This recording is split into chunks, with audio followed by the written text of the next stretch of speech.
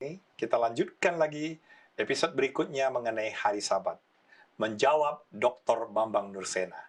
Bersama dengan saya hadir Pendeta Dr. Jonathan Kuntarau. Shalom Pak Pendeta. Shalom, Evangelis Stefanus, dan shalom pemirsa yang berbahagia. Dan juga Dr. Kathleen Kuntarau. Shalom Dr. Kathleen. Shalom Evangelis Stefanus dan shalom para pemirsa yang budiman. Pendeta Kuntarau, dalam video Dr. Bambang Nursena disebutkan orang Adventist setengah Yahudi. Oleh sebab sebenarnya memelihara hari Sabat itu, menurut Dr. Bambang, harus matahari terbenam sampai matahari terbenam. Bukan hanya hari Sabtu saja memelihara hari Sabat. Nah, bagaimana pendapat Pak Pendeta ini? Ya, memang apa yang telah kita jelaskan dalam episode yang lalu, ya, bahwa orang Advent itu ya mengikuti akan Alkitab. Yang kita ingat bahwa di dalam Imamat 23 ayat 32 yang menyebabkan dari matahari terbenam sampai matahari terbenam. Jadi sebetulnya untuk mengatakan bahwa orang Advent setengah Yahudi itu tidak tepat, sebab sesuai betul sebetulnya dari matahari terbenam sampai matahari terbenam. Tetapi waktu itu saya juga menekankan bahwa kami juga tidak mau disebutkan sebagai orang Yahudi, sebab kita semua telah ditebus oleh darah Yesus, ya. Dan tidak ada lagi antara Yahudi ataupun Greka ataupun juga Chinese atau orang Indonesia. Kita adalah satu sebagai umat Tuhan, ya, begitu. Tetapi permasalahannya sekarang dengan banyak dunia Kristen itu seakan-akan bahwa hari Sabat itu hanya sekedar datang ke gereja saja, ya, hanya seperti pergi ke gereja 1 jam, 2 jam sudah cukup, ya. Jadi kita akan coba mempelajari bahwa sebetulnya prinsip Alkitab itu menghendaki Tuhan memberikan hari Sabat itu adalah untuk kebaikan kita supaya kita sehat secara fisik, mental, dan rohani, ya. Dan kita harus melihat kepada sejarah mulainya hari Sabat, ya. Misalnya dalam Kejadian pasal yang kedua ayat 1 sampai 3. Demikianlah diselesaikan langit dan bumi dan segala isinya. Ketika Allah pada hari ketujuh telah menyelesaikan pekerjaan yang dibuatnya itu, berhentilah ia pada hari ketujuh dari segala pekerjaan yang telah dibuatnya itu. Lalu Allah memberkati hari ketujuh itu dan menguduskannya, karena pada hari itulah ia berhenti dari segala pekerjaan penciptaan yang telah dibuatnya itu. Jadi apa yang telah dikatakan oleh Alkitab di sini ialah bahwa Tuhan sendiri berhenti, ya. Kemudian dia memberkati, Tuhan menguduskan, ya. Apakah dia menguduskan hanya 1 atau 2 jam saja? Dari matahari terbenam? Dari matahari terbenam sampai matahari terbenam. Berarti pendeta, hari Sabat ini sudah ada di sorga sebelumnya? Saya tidak tahu tentang ada di surga dulu, ya. Sebab suasana surga itu adalah selamanya ada persekutuan dengan Tuhan, ya. Tapi waktu diciptakan dunia ini, ya, jadi 6 hari, ya, dunia ini dijadikan, kemudian hari yang ketujuh Tuhan berhenti. Jadi maksudnya sebelum manusia jatuh ke dalam dosa sudah ada hari Sabat? Sebelum manusia jatuh dalam dosa, iya, sudah ada hari Sabat. Ya. Sebab banyak pertanyaan demikian, ya, itu di Taman Eden. Oke. Jadi di Taman Eden mereka sudah menguduskan akan hari Sabat, ya. Jadi bukan di surga. Oke. Jadi di dunia mereka sudah merayakan akan hari Sabat, ya. Dan itulah yang tetap ditekankan dari masa ke masa, ya. Sampai pada saat orang Israel keluar dari negeri Mesir, bukankah mereka sudah hidup dalam perbudakan untuk 400 tahun lamanya, sehingga mereka banyak yang sudah lupa akan masalah hari Sabat, dan Tuhan menekankan kembali. Jadi di dalam buku Keluaran 20 ayat 8 sampai 11. Ingatlah dan kuduskanlah hari Sabat. 6 hari lamanya engkau akan bekerja dan melakukan segala pekerjaanmu. Tetapi hari ketujuh adalah hari Sabat Tuhan Allahmu. Maka jangan melakukan sesuatu pekerjaan, engkau atau anakmu laki-laki, atau anakmu perempuan, atau hambamu laki-laki, atau hambamu perempuan, atau hewanmu, atau orang asing yang di tempat kediamanmu. Sebab 6 hari lamanya Tuhan menjadikan langit dan bumi, laut dan segala isinya, dan ia berhenti pada hari ketujuh. Itulah sebabnya Tuhan memberkati hari Sabat dan menguduskannya. Baik, jadi ini diberikan lebih kurang tahun 1445 sebelum Masehi, ya. Mereka dalam perjalanan, ya, masih berada di padang belantara, ya, di Gunung Sinai, diberikanlah 10 hukum ini, ya. Dan maksudnya adalah supaya mereka mengambil waktu untuk bersekutu dengan Tuhan. Banyak orang yang bekerja terus dan lupa untuk masa untuk istirahat, ya, dan itu merusak akan diri mereka sendiri. Dan mereka Tuhan menghendaki supaya mereka juga datang kepada Tuhan. Dan ini di dalam 10 hukum yang ditulis oleh jari Tuhan sendiri. Ya, tetapi pendeta itu kan dalam perjanjian lama. Apakah memang di perjanjian baru Tuhan Yesus menuntut kita untuk memelihara hari Sabat? Ya, bukankah orang Kristen itu harus mengikuti Yesus Kristus? Sudah tentu. Ya, apakah Yesus pelihara hari Sabat? Iya, pelihara. Ya, pelihara ya. Ya. Kita lihat di dalam Lukas 4 ayat 16. Ia datang ke Nazaret tempat ia dibesarkan, dan menurut kebiasaannya pada hari Sabat, ia masuk ke rumah ibadat, lalu berdiri hendak membaca dari Alkitab. Jadi menurut kebiasaannya, artinya dari kecil ya sampai dewasa, tetap ia menurut akan hukum Tuhan. Dan Yesus adalah teladan kita. Itulah sebabnya sudah selayaknya kita pun memeliharakan hari Sabat, bukan? Ya, tetapi bukankah pendeta Yesus itu telah mati dan bangkit pada hari Minggu? Hari Minggu adalah hari kemenangan, justru lebih penting, bukan? Bagaimana pendapat pendeta? Kira-kira adil atau tidak kalau Tuhan mengubah akan hukumnya tanpa memberitahu kepada kita? Apakah menurut pendeta tidak ada di Alkitab disebutkan bahwa Tuhan telah merubah hukumnya? Oh, sama sekali tidak ada, ya. Bahkan kalau kita bisa lihat di dalam tulisan daripada buku Matius pasal yang ke-24, ya, ayat yang ke-20, ya. Berdoalah supaya waktu kamu melarikan diri itu jangan jatuh pada musim dingin, jangan pada hari Sabat. Dan inilah merupakan satu nubuatan yang akan terjadi pada tahun 70, di mana terjadi apa yang disebut pengepungan kota Yerusalem, tetapi akan ada satu hari kelepasan, ya, di mana mereka akan lari, ya. Dan dikatakan bahwa berdoalah supaya jangan terjadi pada hari Sabat. Kenapa? Hari Sabat adalah hari berbaktian. Diharapkan bahwa janganlah mereka coba lari-lari, ya, menyelamatkan diri, ya, pada hari Sabat. Jadi Yesus yang telah melihat untuk masa mendatang menghendaki supaya kita tetap ingat akan hari Sabat, ya. Dan bukan hanya itu, kita dapatkan begitu banyak sekali ayat-ayat yang menunjukkan bahwa para rasul-rasul juga pelihara hari Sabat, ya. Kita coba lihat dalam buku Kisah 13 ayat yang ke-14 misalnya, ya, ataupun ayat yang ke-42. Mulai Kisah 13 ayat yang ke-14. Dari Perga mereka melanjutkan perjalanan mereka, lalu tiba di Antioquia di Pisidia. Pada hari Sabat mereka pergi ke rumah ibadat, lalu duduk di situ. Ya. Jadi Rasul Paulus beribadah pada hari Sabat. Kemudian kita dapatkan berulang-ulang, ya. Dan para pemirsa bisa mencatat misalnya dan melihat misalnya dalam Kisah 13:42 di Antioquia mereka pun berbakti lagi pada hari Sabat. Kisah 16 ayat 13 di Filipi, ya, berbakti pada hari Sabat. Kisah pasal 17 ayat yang kedua di Tesalonika berbakti pada hari Sabat. Kisah 18 ayat yang keempat di Korintus juga berbakti pada hari Sabat. Kita lihat sesudah diselidiki dan mereka di situ untuk suatu jangka waktu yang tertentu, kita dapatkan bahwa ada 84 kali Alkitab di dalam buku atau di dalam tulisan daripada Paulus di mana mereka itu pelihara hari Sabat. Jadi ini terjadi adalah lama sesudah Yesus mati dan bangkit, tetapi mereka tetap pelihara hari Sabat. Jadi kurang lebih sampai 100 tahun masih tetap pelihara Sabat. Oh iya, ya.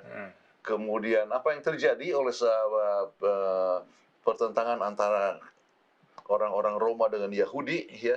Kemudian orang Yahudi, artinya orang Kristen yang bukan Yahudi takut mereka dianggap orang Yahudi, maka mulailah mereka memelihara akan hari Minggu, ya, sebagai hari kebangkitan. Jadi salah satu hal yang menunjukkan bahwa hari Sabat adalah sesuatu perkara yang masih tetap harus dipelihara, ya. Kita bisa lihat bukan hanya dalam kehidupan rasul-rasul, bukan hanya seperti yang dikatakan oleh Yesus, tetapi juga di dunia baru. Dalam hal ini kita bisa lihat di dalam Yesaya 66 ayat 22 dan 23. Sebab sama seperti langit yang baru dan bumi yang baru yang akan kujadikan itu, tinggal tetap di hadapanku, demikianlah firman Tuhan. Demikianlah keturunanmu dan namamu akan tinggal tetap. Bulan berganti bulan, dan Sabat berganti Sabat. Maka seluruh umat manusia akan datang untuk sujud menyembah di hadapanku, firman Tuhan. Jadi ini berbicara mengenai kapan? Dunia baru. Ya. Mereka atau kita akan berbakti dari Sabat atau datang kepada Tuhan dari Sabat kepada Sabat. Kalau begitu di dunia baru pun kita akan pelihara hari Sabat. Nah sekarang kita harus pikirkan ya bahwa hari Sabat dimulai dari penciptaan sampai kepada di masa Yesus atau sebelum itu dari masa Musa ya sampai Yesus sampai rasul-rasul di dunia baru. Kira-kira kita yang di antaranya itu apa kita harus pelihara hari Sabat juga? Jelas dong, harus jelas. Ya, itu adalah untuk kebaikan kita masing-masing. Sabat itu adalah hari sukacita di mana kita bersekutu dengan Tuhan dan bersekutu satu sama lain. Ya. Tetapi satu hal pendeta, baiklah kita akan memelihara hari Sabat. Ya. Tapi bagaimana kita menentukan hari Sabat itu adalah hari ke-7? Apakah memang Sabtu itu adalah hari Sabat? Siapa tahu hari Minggu. Oh, ini satu hal yang sangat menarik. Ternyata bahwa di dalam berbagai macam penelitian bahwa satu minggu itu selamanya adalah 7 hari. Ya. Kemudian bagaimana tentang perhitungan harinya? Kita bisa lihat beberapa cara untuk melihat bahwa apakah hari Sabat hari 7 itu ya ada hari Sabtu sekarang ini. Yang pertama adalah bahwa seperti di Indonesia ya itu penyebutan hari itu kan berasal dari bahasa Arab ya. Jadi Ahad ya, kemudian Senin ya, Selasa, Rabu, Kamis, Jumat ya, dan Sabtu. Nah, itu dalam bahasa Arab itu Ahad itu berasal dari kata wahid ya, itu artinya apa? Satu. Kemudian Senin itu ya isnaini ya, itu artinya 2 ya. Sedangkan Selasa itu sulatsa adalah artinya adalah 3 ya. Jadi dengan rentetan hari-hari ini maka kita bisa mendapatkan bahwa hari Sabat adalah hari Sabtu. Bahkan di dalam bahasa Arab disebutkan Sabtu itu adalah ya Yaumus Sabti ya. Baik, saya bukan ahli bahasa Arab ya, hanya baca-baca saja ya. Tetapi kita tahu bahwa perhitungan hari di Indonesia ini adalah dari bahasa Arab ya, dan artinya ya adalah Ahad itu adalah satu ya, wahid. Ya. Oke. Nah, sekarang kalau kita lihat kepada kalender ya, kita lihat kepada kalender maka apa yang kita bisa lihat ya, yang merah itu ya umumnya adalah yang di ujung ya. Yaitu adalah hari pertama. Kemudian hari yang ke-7 ya adalah hari Sabtu ya. Jadi dengan demikian maka melihat kepada kalender yang ada itu jelas sekali bahwa hari Sabat adalah hari yang ke-7 adalah hari Sabtu sekarang ini. Kemudian yang berikut adalah melalui kamus ya, misalnya dari Webster's Dictionary dan sebagainya. Coba lihat Sabbath ya dikatakan ya the day of rest. Kemudian katakan the 7th day ya. Terus katakan Saturday ya, Saturday the 7th day of the week ya. Kalau Sunday the first day of the week ya. Jadi kita bisa melihat melihat kepada kamus itu jelas sekali bahwa hari Sabtu itu adalah hari Sabat, adalah hari yang ke-7 ya. Kemudian perbandingan Alkitab dengan Alkitab yang lain. Nah, sekarang kita bisa lihat beberapa Alkitab, misalnya King James Version di dalam buku Matius 28 ayat 1 ya. Ya, itu kalau dalam terjemahan bahasa Indonesia sesudah Sabat lewat. Ya, sesudah Sabat lewat pada hari pertama di dalam minggu itu ya. Hari pertama dalam minggu itu. Dan kalau kita baca di dalam buku seperti New English Bible ya atau Today's English Version, kata the first day of the week itu ya adalah sudah ditulis on Sunday. Jadi kalau Sunday adalah the first day of the week, yaitu hari pertama dalam minggu, maka jelaslah hari Sabtu itu adalah hari yang ke-7 ya. Nah, kalau kita lihat dalam bahasa Malaysia ya, apa yang dikatakan di situ ya untuk buku Keluaran pasal yang ke-20 ayat yang ke-8 dikatakan kuduskanlah akan hari Sabtu. Langsung harinya. Jadi langsung disebut kuduskanlah hari Sabtu ya. Kemudian ya kebetulan sering mengadakan suatu perjalanan ke negara-negara itu hari Sabtu misalnya dalam bahasa Spanyol itu Sabado. Kemudian bahasa Perancis Portugis ya Sabado, terus ada bahasa yang menyebutkan Sabato ya Sabatun ya. Jadi kita bisa melihat bahwa hari Sabtu ya adalah disebut Sabado. Kenapa? Itu adalah hari Sabat. Ya. Jadi berdasarkan ini semua, kita bisa jelas sekali mengatakan bahwa hari Sabat adalah hari Sabtu sekarang ini. Hari yang ketujuh. Hari yang ketujuh. Nah, terima kasih Dr. Kuntalaf. Nah, sekarang saya mau tanya, kalau hari Sabat ini menyangkut masalah rohani, Ya. apakah hari Sabat itu menurut Dr. Kathleen ada hubungannya dengan tubuh kita, fisik ini, atau kesehatan kita? Iya. Kan tadi sudah kita pelajari bahwa Tuhan itu menciptakan kita. Dan waktu Tuhan menciptakan dunia ini kan 6 hari. Hari yang ketujuh bagaimana? Tuhan kan istirahat. Ya. Sekarang mereka mengetahui bahwa hari ketujuh itu kita istirahat. Itu apa yang dikatakan circadian rhythm. Artinya ritme hari yang ketujuh. Badan kita itu bekerja 7 hari, terus 6 hari dan hari ketujuh stop. Nah, ini pertama kali didapatkan oleh Dr. Halberg. Dia adalah seorang ahli biorhythm research. Dia masukkan orang itu dalam gua, terus ditutup. Nah, jadi gua itu diisolir, tidak ada sama sekali hubungan dengan luar. Ya. Kemudian dia analisa datanya, berbulan-bulan loh ini orang itu masuk. Dan dia mendapatkan bahwa tubuh daripada manusia itu mempunyai apa yang dikatakan circadian rhythm. Jadi dia bekerja pada waktu tertentu, jantungnya itu rest, ya, pada hari tertentu. Jadi itu yang dikatakan circadian rhythm. Kemudian sesudah itu mereka dapatkan lagi bahwa kalau kita memberikan cangkokan kepada pasien, cangkokan misalnya cangkokan ginjal, maka itu dia akan ada reject. Artinya cangkokan itu, ginjal itu akan dapat ditolak oleh tubuh penerima itu dalam kurun waktu 7 hari. Jadi 7 hari, 14 hari, 21 hari, 28 hari. Gitu. Dan kemudian mereka dapatkan juga bahwa fibrinogen, yaitu adalah satu unsur untuk membuat darah supaya beku. Itu juga mempunyai rhythm 7 hari, circadian rhythm.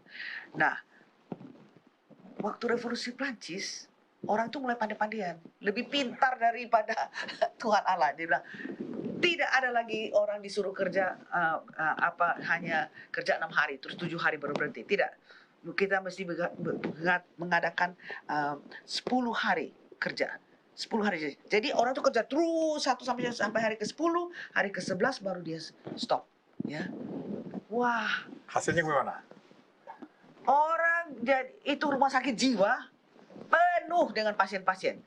Orang jadi gila, pesong, ya, karena tidak bisa bekerja, disuruh kerja terus door sampai jam 10 hari baru habis. Tapi hasil produksinya gimana? Meningkat atau menurun? Tidak, menurun. Justru menurun? Menurun. Sebab orang kan sudah, pasien-pasien sudah masuk di rumah sakit jiwa. Banyak sekali keterangan-keterangan. Ada yang juga keterangan dari pabrik dan sebagainya. Jadi kita lihat di sini bahwa tidak mungkin orang itu diterus paksakan untuk terus kerja sampai tente. Makanya waktu itu ada satu reverend, satu pendeta J. Philip Ashey. Dia tadinya mantan jaksa daripada Orange County di California, dan kemudian dia jadi pendeta di gereja South Riding, Virginia. Nah, inilah dia tulis di Washington Post, ya, Washington Times pada tanggal 18 Oktober 2004. Para pemirsa bisa cek itu. Dan dia katakan di sini bahwa Sabbath is the antidote for burnout.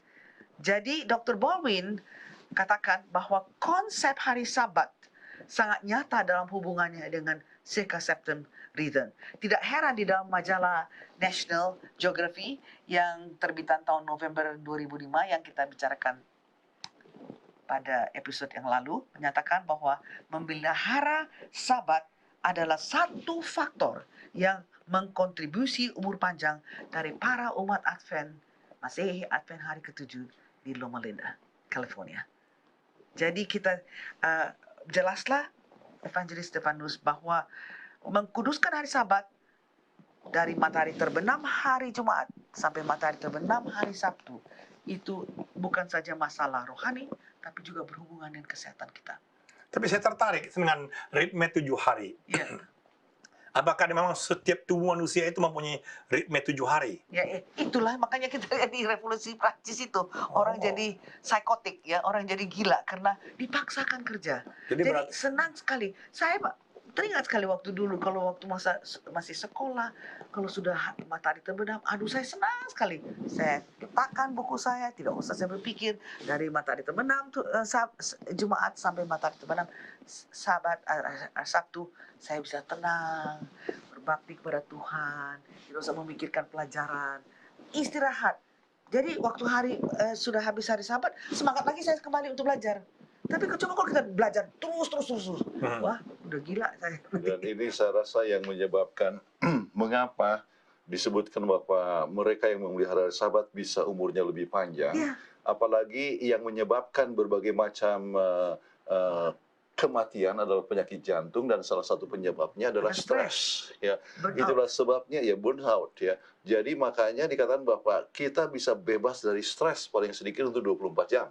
Ya. Jadi tidak ke gereja hanya 1-2 jam saja, tapi dari matahari terbenam sampai matahari terbenam 24 jam. Gak usah pikirkan bisnis, gak usah pikirkan pelajaran sekolah dan sebagainya. Pokoknya kita tenang, bisa berhubungan menolong orang lain, memuji Tuhan. Gitu. Jadi sangat baik. Itu adalah, jadi dengan demikian bahwa memang hari Sabat diberikan adalah untuk kebaikan kita, ya, kebaikan manusia. Berarti untuk hari Sabat ini, Pendeta, kalau bisa saya simpulkan bahwa ini adalah menyangkut penurutan kita, ketaatan kita kepada Tuhan.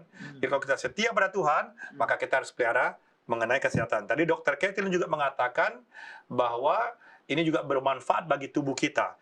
Nah, apakah bukan kita tahu bahwa keselamatan itu adalah karena iman dan bukan oleh perbuatan? Atau mungkin pendeta bisa jelaskan ini? Memang keselamatan itu adalah anugerah Allah. Ya. Kita pernah baca di dalam buku Efesus pasal yang kedua, mungkin bagus dibacakan lagi ya, ayat yang 8 dan 9. Sebab karena kasih karunia kamu diselamatkan oleh iman, itu bukan hasil usahamu, tetapi pemberian Allah. Itu bukan hasil pekerjaanmu, jangan ada orang yang memegahkan diri. Jadi sementara kita memelihara hari Sabat, ya, itu bukan berarti bahwa dengan memelihara hari Sabat kita akan masuk surga. Ya, kita harus ingat bahwa keselamatan adalah anugerah Tuhan. Namun kalau kita sudah menerima anugerah Tuhan, maka sudah pasti kita harus menurut akan kehendak Tuhan, bukan? Dan penurutan itu termasuk mengambil waktu paling sedikit 24 jam dalam satu minggu untuk bersekutu dengan Tuhan. Dan Tuhan sudah menentukan hari yang ketujuh adalah Sabat Tuhan Allahmu. Jadi bukan hanya sembarangan kita memilih hari, ya, tetapi secara bersekutu kita perlu bersekutu setiap hari. Namun ada satu hari khusus di mana kita serahkan pada Tuhan, dan itu adalah hari yang ketujuh. Oh, demikian. Nah, namun begini Pendeta, di dalam hal teori keselamatan ini juga berdasarkan Alkitab kan juga menyatakan dalam contoh kitab Galatia, Paulus menekankan beberapa kali bahwa keselamatan bukan oleh hukum Taurat. Artinya hukum Taurat itu sudah digenapi oleh Yesus, dipalangkan di kayu salib. Jadi kita nggak usah ikut hukum Taurat. Bagaimana pendapat pendeta di sini? Mungkin bagus sekali kalau kita melihat ya akan ayat-ayatnya itu. Orang bisa salah mengerti atau hanya dengar atau mengambil sebagian-sebagian saja tanpa melihat secara konsep secara keseluruhan. Oke, kita bisa coba lihat di dalam Galatia pasal yang ketiga itu. Mungkin bagus kalau dibaca mulai dari 23 sampai 29. Oke, Galatia 3, 23 sampai 29. Sebelum iman itu datang, kita berada di bawah pengawalan hukum Taurat, dan dikurung sampai iman itu telah dinyatakan. Jadi, hukum Taurat adalah penuntun bagi kita sampai Kristus datang, supaya kita dibenarkan karena iman. Sekarang iman itu telah datang, karena itu kita tidak berada lagi di bawah pengawasan penuntun. Sebab kamu semua adalah anak-anak Allah, karena iman di dalam Yesus Kristus. Karena kamu semua yang dibaptis dalam Kristus telah mengenakan Kristus. Dalam hal ini tidak ada orang Yahudi atau orang Yunani, tidak ada hamba atau orang merdeka, tidak ada laki-laki atau perempuan, karena kamu semua adalah satu di dalam Kristus Yesus. Dan jikalau kamu adalah milik Kristus, maka kamu juga adalah keturunan Abraham dan berhak menerima janji Allah. Nah, kita lihat inti yang sangat penting di sini adalah mengenai masalah ayat yang ke-29. Ya, jikalau kamu adalah milik Kristus, maka kamu juga adalah keturunan Abraham dan berhak menerima janji Allah. Nah, sekarang apa yang dimaksudkan dengan keturunan Abraham dan perjanjian apa yang telah diberikan kepada Abraham? Ya, kita harus lihat kepada apa yang dituliskan dalam Kejadian 17 ayat yang ke-10, ya, perjanjian kepada Abraham. Inilah perjanjianku yang harus kamu pegang, perjanjian antara aku dan kamu serta keturunanmu, yaitu setiap laki-laki di antara kamu harus disunat. Oh, ini berbicara mengenai masalah sunat. Ya. Nah, kalau kita mempelajari akan buku Galatia, kita harus ingat, para pemirsa, banyak sekali orang yang salah mengerti masalah ini. Ya. Keselamatan adalah melalui Yesus saja, tetapi ada sekelompok orang Yahudi yang mengatakan kepada mereka yang datang atau menjadi orang Kristen yang dari non-Yahudi, mereka itu dipaksakan untuk disunat. Ya. Kalau tidak disunat, mereka itu tidak lengkap. Itu berarti Yesus ya plus ya Tradisi orang Yahudi yaitu plus penurutan dalam hal ini. Tetapi penekanan yang diberikan di sini ialah bahwa keselamatan hanya anugerah Allah. Ya. Bukan oleh sebab kita disunat, makanya kita akan bisa mendapatkan hak waris Abraham. Ya. Bukan oleh sebab menurut hari Sabat, maka kita bisa mendapatkan waris Abraham. Hanya oleh sebab anugerah Allah saja. Namun bagi mereka yang sudah menerima anugerah Allah, kita perlu untuk menurut. Tetapi bicara tentang masalah sunat ini sudah dijawab ya di dalam buku Kolose pasal 2 ayat yang ke-11. Kolose 2 ayat 11. Dalam Dia kamu telah disunat, bukan dengan sunat yang dilakukan oleh manusia, tetapi dengan sunat Kristus yang terdiri dari penanggalan akan tubuh yang berdosa. Jadi di sini katakan mengenai sunat bagaimana? Ya. Sunat rohani. Sunat rohani, ya, yaitu bagaimana kita dapat disunat rohani. Kita lihat ayat 12. Karena dengan Dia kamu dikuburkan dalam baptisan, dan di dalam Dia kamu turut dibangkitkan juga oleh kepercayaanmu kepada kerja kuasa Allah yang telah membangkitkan Dia dari orang mati. Ya, jadi kalau begitu orang yang sudah dibaptis, kan kita sudah dibaptis, artinya sudah disunat secara rohani. Itulah sebabnya kita akan mendapatkan hak waris daripada Abraham. Ya, jadi bukan walaupun kita tidak disunat secara tubuh, tetapi kita berbicara mengenai disunat secara rohani, yaitu mengenal akan Yesus Kristus. Ya. Jadi dulu itu mereka katakan yang menyebabkan mereka selamat adalah sunat. Tetapi disinilah kita tekankan atau kita belajar dari tulisan daripada Rasul Paulus bahwa bukan itu yang menyelamatkan, hanya kasih anugerah Allah saja yang menyelamatkan kita. Ya. Jadi dengan demikian keselamatan bukan oleh sebab usaha manusia, ya. Itu adalah hanya kuasa daripada Tuhan. Dan bagi mereka yang sudah menerima Yesus Kristus, menerima akan anugerah Allah, maka kita perlu untuk menurut akan hukum moral. Banyak sekali hukum upacara yang telah berlalu dan telah digenapi. Ya, kita sudah bahas di dalam episode yang lalu, misalnya akan lambang-lambang domba dan sebagainya sudah berhenti. Ya, upacara-upacara di perjanjian lama itu ya kita sudah digenapi dalam Yesus. Perayaan-perayaan yang melambangkan Yesus kita sudah, sebab Yesus sudah datang, sudah selesai. Tapi Yesus juga ya adalah mengenapi hukum dalam arti dia menurut akan hukum Allah. Dan hukum moral selamanya tetap berlaku. Ya. Kenapa? Ya, itu adalah standar daripada suatu hukum, artinya suatu pengadilan, bukan? Ya. Jadi maksudnya pendeta ini bahwa yang dimaksud hukum Taurat oleh Paulus dalam kitab Galatia ini adalah berfokus pada sunat. Ya, yang ditekankan oleh orang Yahudi. Benar. Tetapi Dr. Kathleen, bukankah sunat itu juga baik untuk kesehatan tubuh kita? Benar, sunat itu kan bersih. Jadi kemungkinan untuk mendapatkan cancer atau cervical cancer daripada wanita itu jauh berkurang karena mempunyai suami yang mempunyai sudah melewati sunat. Tetapi itu tidak menyelamatkan. Itu hanya untuk kesehatan. Kita diselamatkan hanya karena kasih Tuhan. Nah, oke. Jadi makin jelas bahwa sebenarnya kalau penekanan orang Yahudi disunat untuk keselamatan. Sesungguhnya sunat ini adalah untuk kesehatan. Baik.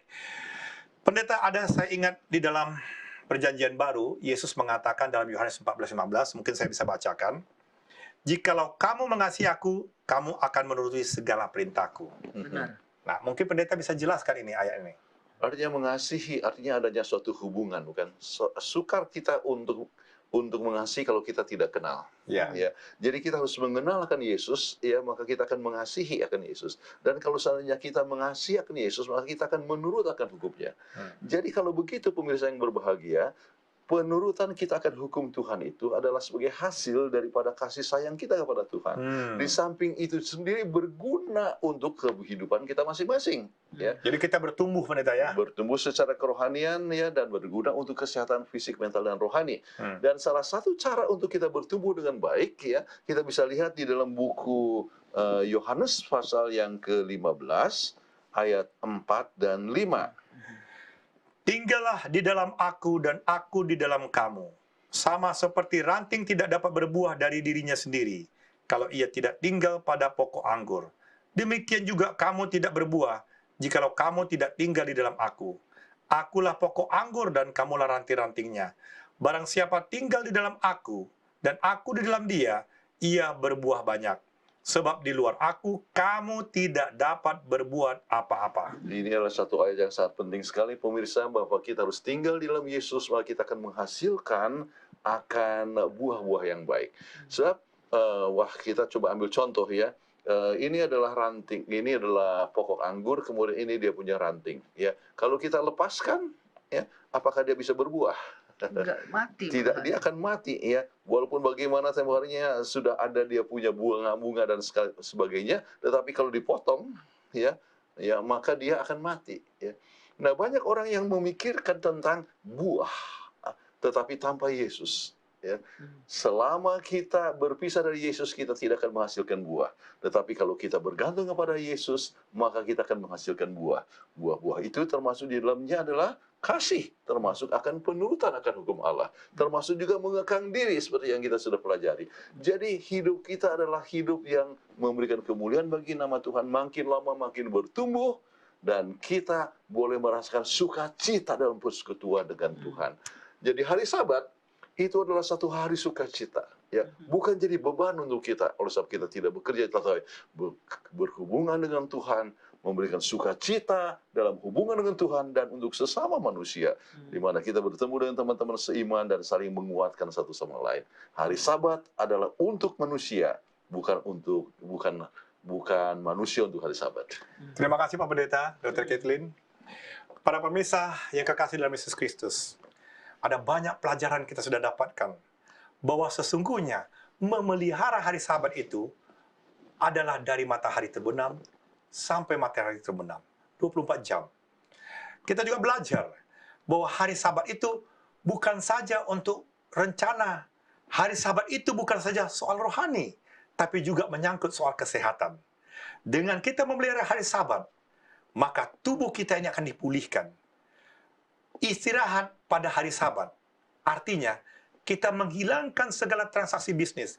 Kita fokuskan pikiran kita untuk memuji Tuhan, dan kita melakukan kebajikan kepada sesama kita, menolong satu sama lain. Dan hari Sabat adalah hari yang telah ditentukan Tuhan. Tuhan akan memberkati, menguduskan kita. Dengan kata lain, kita perlu energi dari sumber energi itu sendiri. Para pemirsa, Sabat adalah bukan untuk siapa-siapa, tapi untuk saudara dan saya. Kalau kita memelihara hari Sabat, manfaatnya banyak kepada kita. Dan kita ketahui, hari Sabat itu adalah hari yang ketujuh, yaitu hari Sabtu, sebagaimana dijelaskan oleh Pendeta Kuntaraf tadi. Saudaraku, banyak orang gagal dalam hidup ini. Kenapa?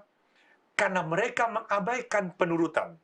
Penurutan ini penting. Bila mana kita terima Kristus, oleh kasih karunia kita diselamatkan. Dan oleh iman itu kita harus bertumbuh dalam kasih karunia, melalui penurutan kepada hukum Allah, yaitu memelihara hari Sabat. Hanya dengan memelihara hari Sabat, hukum Tuhan, itu tandanya kita mengasihi Yesus. Sebab Yesus berkata, jikalau engkau mengasihi aku, turutilah perintahku. Kiranya Tuhan memberkati kita semua. Dan untuk itu saya akan minta Pendeta Kuntara berdoa untuk kita semua. Baiklah, kita berdoa. Bapa dalam surga, kami bersyukur kepada Tuhan. Oleh sebab kami mempunyai Tuhan yang hidup, yang menjadi pencipta kami, pelindung kami, penebus kami, dan pemelihara kami sekalian. Kami bersyukur oleh sebab kasih-Mu Engkau telah memberikan satu hari Sabat, di mana kami dapat bersekutu dengan Tuhan. Biarlah masing-masing kami dapat dijamah oleh Roh Kudus, sehingga kami boleh mengambil waktu yang tepat untuk bersekutu dengan Tuhan. Dengan demikian kami dapat menikmati akan hari Sabat sebagai hari persekutuan dengan Tuhan dan juga dengan sesama saudara seiman. Dan inilah yang boleh memberikan kepada kami akan sukacita, kebahagiaan dan damai sejahtera sementara kami berada di dunia ini. Kiranya hidup yang menurut akan Tuhan boleh menjadi bagian kami sekarang sampai selama-lamanya.